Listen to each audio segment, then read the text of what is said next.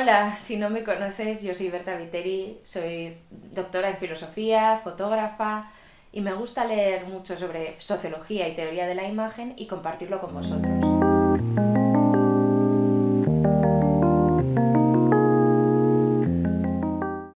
Hoy en día, comprender cómo funciona la imagen, la trascendencia de la imagen, hasta dónde puede llegar la imagen, me parece que es fundamental para poder vivir en nuestros tiempos con una mayor conciencia de pues a qué estamos sujetos, qué estamos viendo, qué nos está llegando, qué quieren que entendamos. Y la verdad es que estos textos sobre teoría de la imagen suelen ser bastante complicados en un principio y siempre me ha parecido muy bonito pues utilizar, ya que yo estudio para mi propio trabajo y que tengo unos recursos por esa combinación de disciplinas, ¿no? Tanto la filosofía como la fotografía, me gusta hacer llegar a la gente de manera más accesible tal vez estos textos. Hoy os quiero hablar de un texto de Juan Eduardo Cirlot que es El ojo en la mitología. Aquí. La editorial Wunderkammer han sido, súper amables conmigo y me han ofrecido una colaboración porque ellos en su colección tienen varios textos que giran en torno a la imagen, el arte, el símbolo, la trascendencia o el entusiasmo por la imagen. Y a mí la verdad es que me encantan los textos que publican y, jolín, he tenido la gran suerte de que quieran colaborar conmigo. Y entonces me han mandado algunos textos para que pueda seguir trabajando, pueda seguir estudiando y además pueda seguir compartiendo con vosotros pues lo que voy aprendiendo. Y yo al ver la colección, pues por supuesto supe que el primer texto con el que quería trabajar era el texto de Cirlot. Porque, bueno, Cirlot es un autor al que admiro muchísimo. Él, por si tal vez conozcáis el diccionario de símbolos de Cirlot, ¿no? que es una de las grandes obras que tenemos en la simbología. Y bueno, pues es el autor de este diccionario, junto con su hija Victoria Cirlot.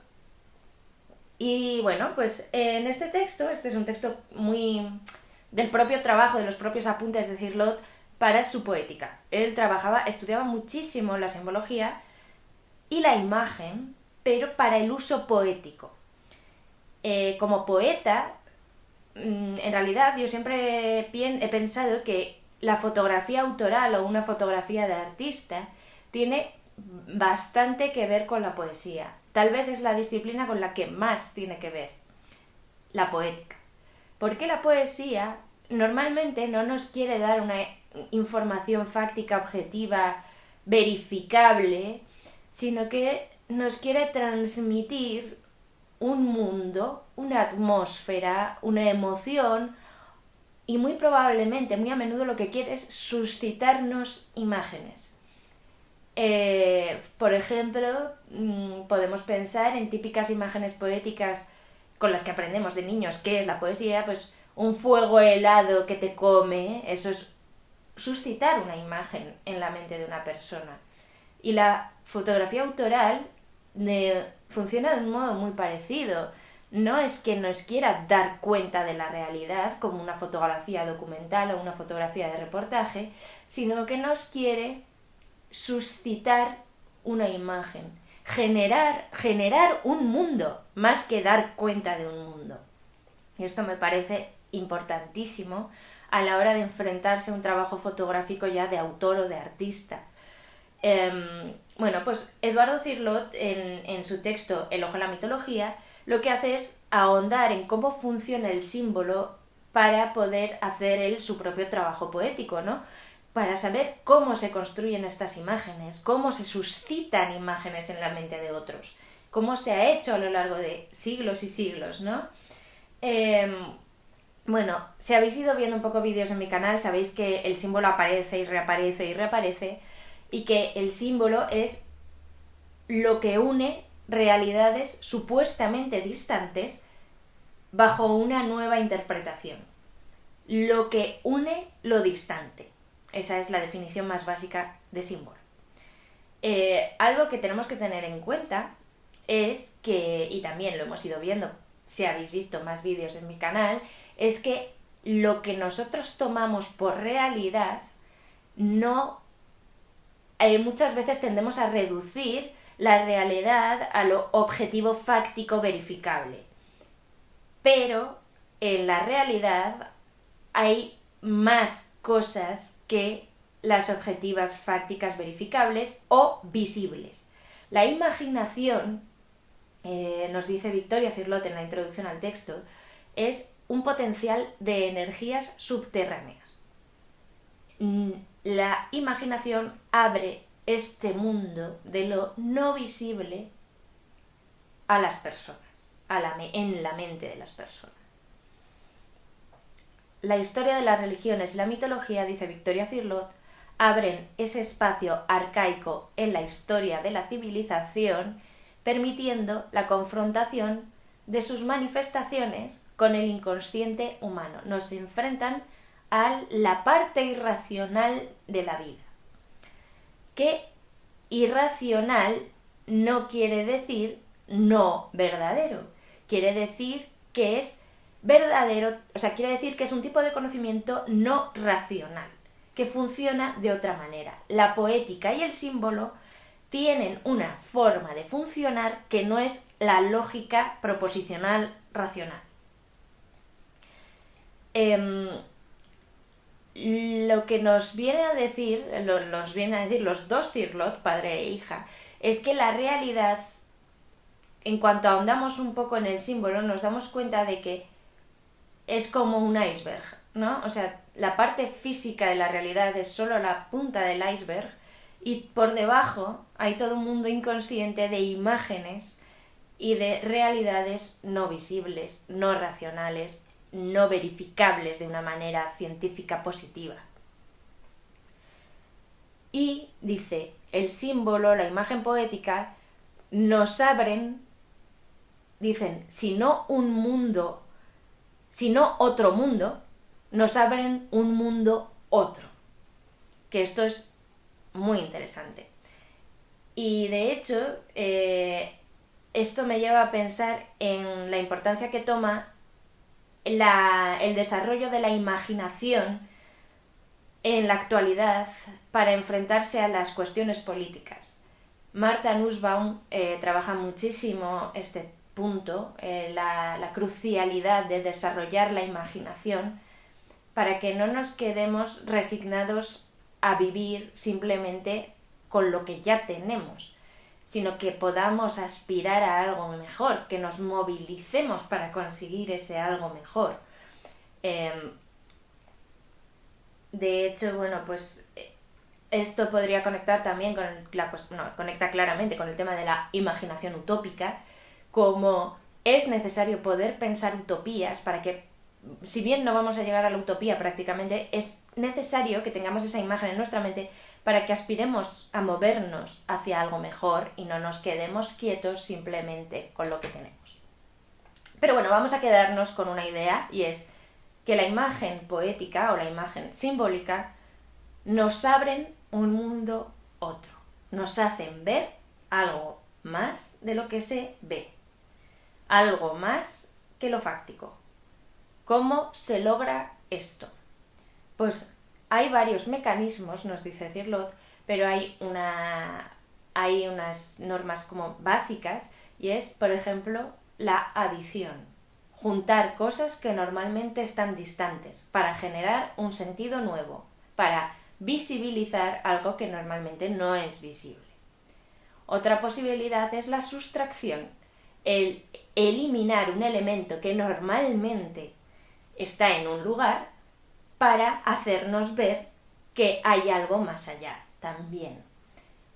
También está la posibilidad de traer un elemento, un objeto, a un mundo completamente ajeno, supuestamente, para resignificarlo al recontextualizarlo en un lugar muy otro para él. Nos dice Eduardo Cirlot, es la imaginación, lo que vemos cuando soñamos, lo que vemos cuando divagamos, lo que vemos cuando meditamos, cuando estamos en un estado plácido y de repente comienzan a aparecer imágenes en nuestra mente, esas ocurrencias imaginativas, esos sucesos imaginativos, dice, son pura puramente gratuitos, realmente no significan nada. Eduardo Cirlot dice, no, tienen mucha significación, tienen un sentido, tienen una dirección. La cuestión es que este sentido y esta dirección no son obvios, o no son los obvios desde un punto de vista racional. La mitología, dice Eduardo Cirlot, no es el reino de la fábula, sino el mundo de las expresiones indirectas, transfiguradas por la poesía y valederas en virtud de las leyes que rigen el simbolismo del pensamiento. El símbolo funciona de una manera completamente distinta a la lógica proposicional. El símbolo trabaja muchas veces por asociación, como decía, o división, multiplicación o sustracción.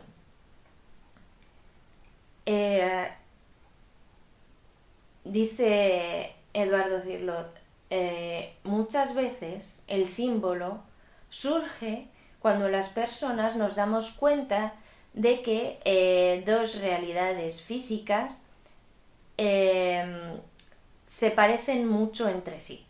Por ejemplo, dice, ¿por qué el toro en religiones antiguas, en culturas antiguas, ha llegado a significar la noche? ¿Por qué el toro se identifica con la noche? Dice, por una afinidad en las formas. Dice, el toro tiene la piel negra, oscura, como parece ser el cielo nocturno. Muchas veces tiene unas chispitas moteadas blancas en la piel. Hay un cierto tipo de toro que se llama como jabonoso, ¿no?, que tiene unas pintitas blancas en el pelaje, que parecen las estrellas, y los astas del toro parecen lunas crecientes. Así, por asimilación de las formas, por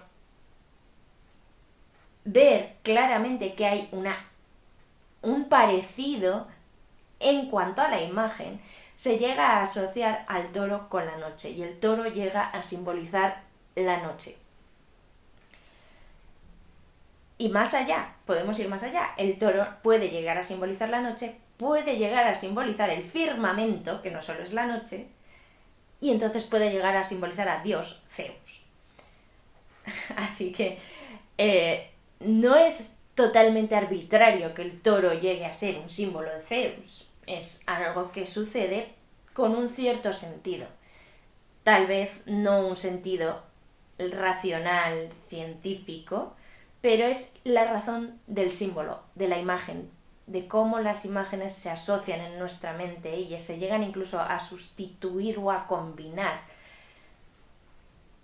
El símbolo es una imagen que, nos dice Eduardo Cirlot, no se debe interpretar literalmente, y no se debe interpretar, dice, radicalmente. Cuando nos enfrentamos a una imagen onírica, poética, simbólica, hay algo que tenemos que tener en cuenta, y es, dice Cirlot, que no hay una monovalencia. Unas cosas no equivalen directa y únicamente a otras. Pero, aunque no hay una monovalencia, o sea, no es una relación de A es igual a B, tampoco que no haya una relación de monovalencia, que no haya una relación de A igual a B, no quiere decir que A pueda significar cualquier cosa en el mundo. Dice Cirlot, no se trata de una polivalencia desorganizada. Un símbolo no equivale a una sola realidad, pero tampoco sirve para expresar y significar toda y cualquier realidad aleatoriamente. Los símbolos sí tienen adjudicaciones de sentido. Lo que pasa es que son amplias, son vagas, pero no son arbitrarias. Para ilustrar este caso, para ilustrar esto, me viene muy bien las imágenes del test psicológico de Rorschach, que tal vez conozcáis, han salido muchísimo en series de televisión, películas, y de hecho normalmente salen mal representadas precisamente por esta cuestión. Y es que parece que las imágenes del test de Rorschach pudieran significar cualquier cosa. Que una persona pudiera ver absolutamente cualquier cosa en una imagen del test de Rorschach. Y esto no es así. Las imágenes del test de Rorschach son muy difíciles de elaborar y a mí me parecen profundamente interesantes porque son imágenes que pueden tener una amplitud de interpretaciones, pero no son interpretaciones completamente arbitrarias, sino que la imagen es deliberadamente ambigua y Rorschach sabía que había unas ciertas cosas que eran las que habitualmente se veían en sus imágenes, unas 3 o 4 posibilidades, y que normalmente la gente veía más rápido una posibilidad que otra, y ahí es donde hacía una interpretación psicológica del sujeto que veía, pero no es normal que uno vea absolutamente cualquier cosa en una lámina de Rorschach. Normalmente se ven una de entre unas cuantas cosas que es habitual ver en un test de Rorschach. Entonces, ahí se ve bien, no hay una monovalencia, pero tampoco hay una polivalencia desorganizada. No se ve absolutamente y arbitrariamente cualquier cosa, sino algunas cosas. Y dentro de esas algunas cosas es más vaga, es una relación que no es exacta y no es rígida. Por otro lado, Cirlot nos dice, la estructura del símbolo es muy rica en estratos. Y así, además de todas las significaciones que se van adhiriendo al trabajar esas imágenes simbólicas, también cada símbolo es propio del tiempo en que se elabora y propio del lugar donde se elabora y propio de la cultura donde nace. Entonces también va a expresar ciertas cuestiones de raza, cultura, época. Son epocales también. Y también vamos perdiendo la capacidad para leer los símbolos, para entender los símbolos, cuando son de otras culturas, son de otras épocas, y vamos pues perdiendo, ¿no?, esas capacidades. Y a mí en esto me gusta muchísimo como ejemplo el tarot, ¿no?, la imaginería del tarot. Para mucha gente hoy en día puede resultar que el tarot no ve una carta del tarot y no sabe en absoluto qué significa, pero personas de otros tiempos muy probablemente tenían una relación mucho más cercana y familiar con la imaginería del tarot y veían mucho más claramente qué significaba cada carta, qué podía ilustrar cada carta. Y esto mismo sucede con las vidrieras de las catedrales. Las vidrieras de las catedrales para nosotros hoy en día son imágenes tal vez bellas, pero que no nos dicen algo a primeras, no vemos muy claramente qué significación puedan tener, quiénes son esas gentes que salen ahí, qué están haciendo. Pero para la gente de la etapa medieval, la vidriera era tan clara como puede ser para nosotros hoy en día un cómic. Entonces, pues es que los símbolos y las imágenes también tienen una parte epocal y son más familiares o más ajenas. Pues una de las dificultades que tenemos cuando trabajamos con la imagen simbólica o poética en el arte es que las imágenes nos pueden resultar bastante ajenas, que puede que no tengamos ninguna cercanía con las imágenes y que por eso nos cueste mucho entender nada de lo que estamos viendo. Así, en la fotografía más artística o autoral, el elaborar la imagen de esta manera simbólica es lo que produce una imagen más profunda en significado, más ambigua, desde luego, más difícil de interpretar, desde luego, pero mucho más rica, mucho más sugerente, más activadora, más resonante, más punzante, como diría Barthes, más abismante, como diría Andrea Soto Calderón. Imágenes que generan, que despiertan imaginación en la persona que las ve, porque no son literales, no son cortas, no son planas, son complicadas, complejas, profundas. Cirlot, cuando ya habla más propiamente del ojo en este texto, dice: el ojo es uno de los grandes símbolos, al menos, iba a decir en la cultura occidental, pero creo que es un símbolo que trasciende a la cultura occidental. El ojo es uno de los grandes símbolos porque hay varios factores. Uno de ellos es que a través de la mirada normalmente entendemos si la otra persona nos quiere bien, nos quiere mal, quiere hacernos daño, nos ama. Vemos algo del espíritu de la persona, ¿no? Esto de la mirada es el espejo del alma. A través de la mirada vemos una intencionalidad en la persona. Y entonces la mirada, el ojo como algo mágico, algo divino, algo sagrado. También el ojo es una parte muy vulnerable del cuerpo que hay que proteger porque puede ser herido muy fácilmente. Y precisamente porque puede ser herido fácilmente es algo que se protege mucho y entonces se diviniza también.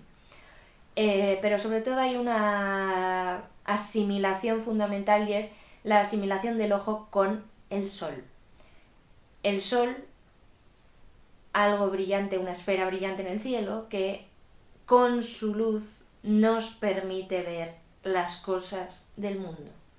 El ojo, si lo cerramos, no vemos nada. Cuando lo abrimos, ilumina los objetos y nos permite verlos en el mundo. Entonces, el ojo funciona del mismo modo que el sol. El ojo y el sol se identifican. El sol, como sabréis, se identifica con Dios. Entonces, el ojo es un elemento de divinidad en lo humano. A partir de ahí, pues Cirlot habla de que si miramos efigies de todos los tiempos, pues podemos encontrar efigies con miles de ojos. Los ángeles están cubiertos de ojos en sus alas y en todas partes porque son más divinos, ven más. Los seres con un solo ojo, como los cíclopes, a través de quitarles un ojo, lo que están expresando muchas veces es que son menos inteligentes, menos divinos, más animales que otros seres. O bueno, pues el tener siempre ojos de más suele ser la capacidad de ver más.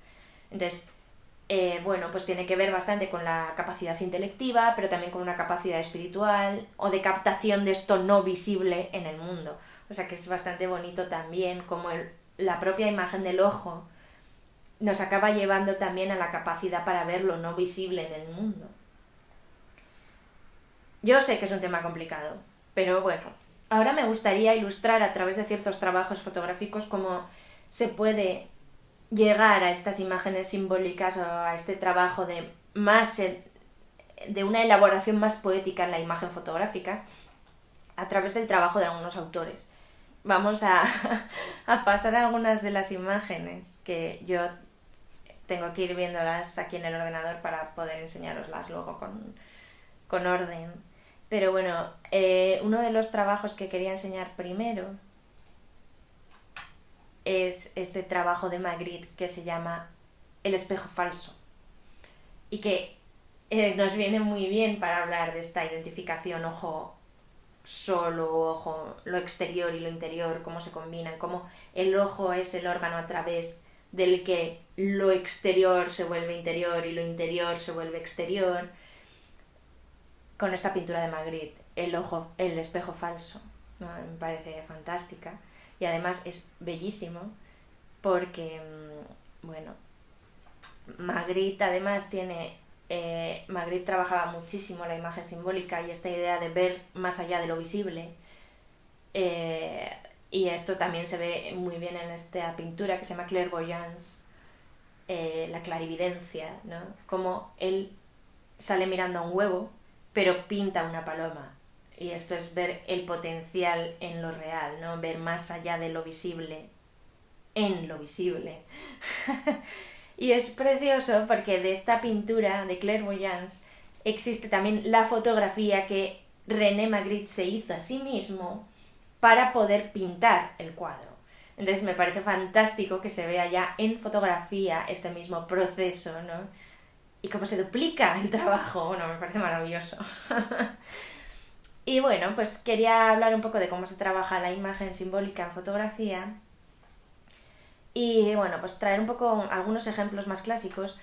Y bueno, pues hay una primera manera. Sobre todo hay que entender que desde que nace la fotografía hay un primer desarrollo menos simbólico en la imagen que tiene mucho que ver con estar adaptándose a la tecnología, ¿no? Pero cuando por fin se inventa la cámara fotográfica, lo primero que tienen que hacer los fotógrafos es jugar con la propia máquina para comprobar hasta dónde puede llegar la máquina. Entonces, primero son solo experimentaciones, digamos, con la mecánica de cómo funciona una cámara. Una vez se consigue o se comprende cómo funciona una máquina y hasta dónde nos puede llevar la máquina, surge algo más, que es la experimentación primero con la propia mecánica, con las propias lentes, utilizando espejos, utilizando duplicaciones, aberraciones en las lentes. Por ejemplo, surgen trabajos como el de Moholy Nagy con esta doble retrato, ¿no?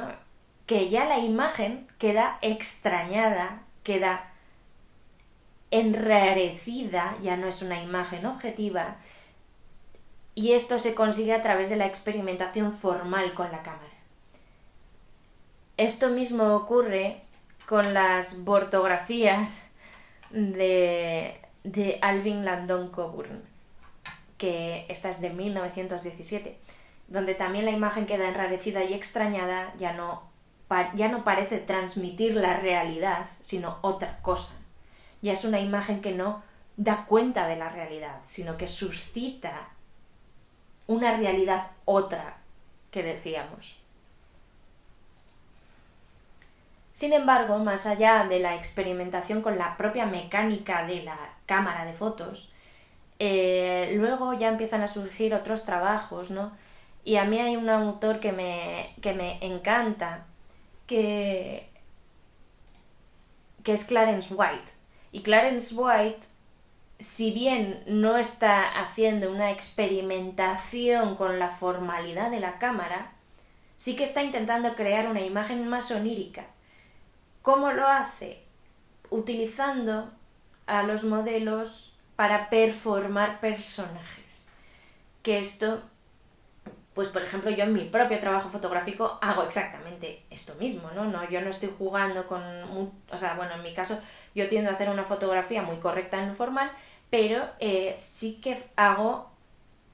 son fotos más escenográficas, ¿no? Son fotos en las que la construcción de la imagen tiene que ver con lo escenográfico, con hacer que una persona represente a un personaje, con crear un escenario, crear una escena, que no es real.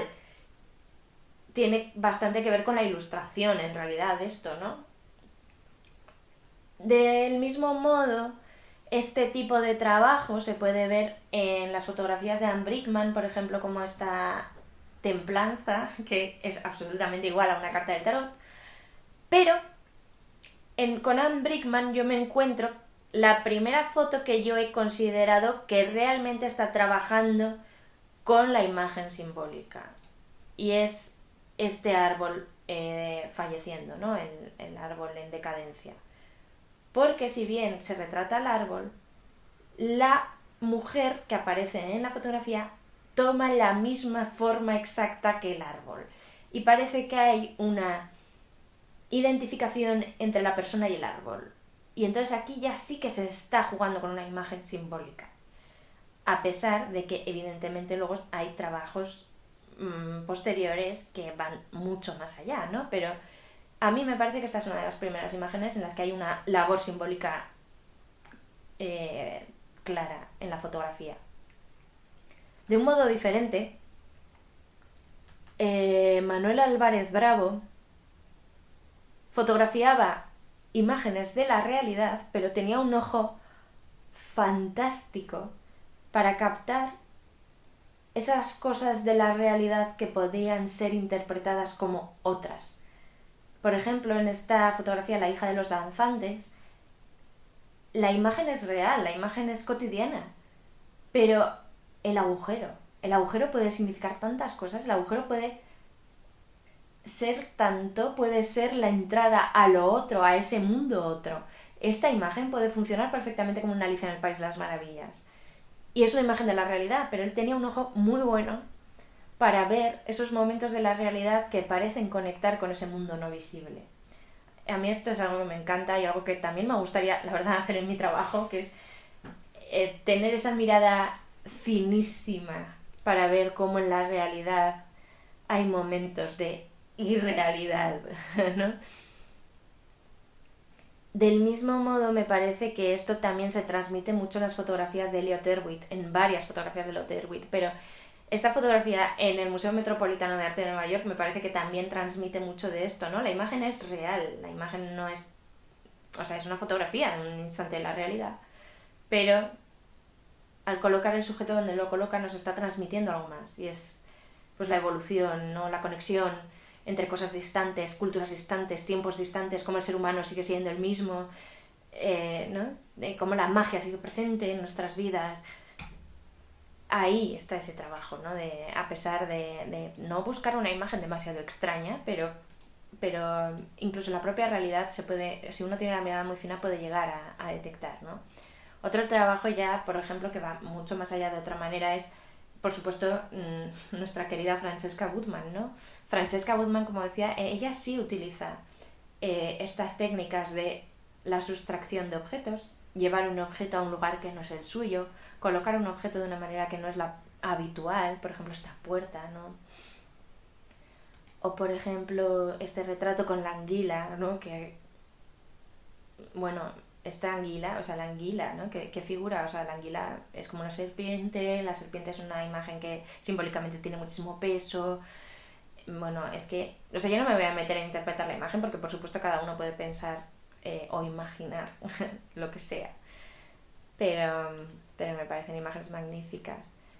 Si vamos al tema del ojo, por ejemplo, he encontrado esta imagen de Georgi Kepes que me hace mucha gracia porque precisamente uno de los símbolos de los que habla Cirlot en su texto es cómo el pavo real es uno de los símbolos de la divinidad porque tiene esa cola llena de ojos que miran, ¿no?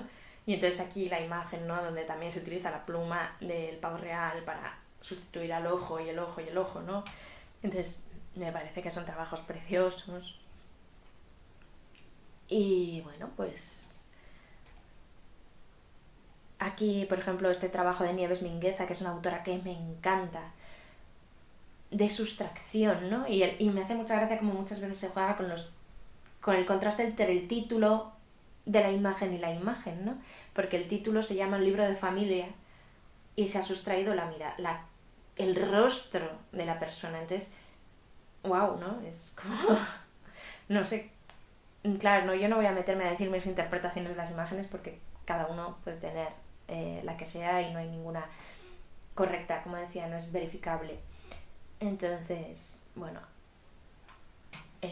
yo creo que ya con esto dejo cerrado el comentario de hoy, que me parece que ha sido bastante más largo y más complicado de lo que habíamos hecho hasta ahora. Creo que vamos haciendo peldañitos y este ya ha sido complicado. Pero bueno, que repito, muchísimas gracias a todos los que estáis, escucháis, comentáis, compartís, os suscribís, o sea, me da muchísima vida que os guste esto, que os guste oír hablar de la imagen, que os guste pensar en la imagen y en el símbolo. Y repito también mi gran agradecimiento a la editorial Wunderkammer por haberme mandado este libro de Eduardo Cirlot, por haber querido contribuir al canal. Y bueno, pues pronto más.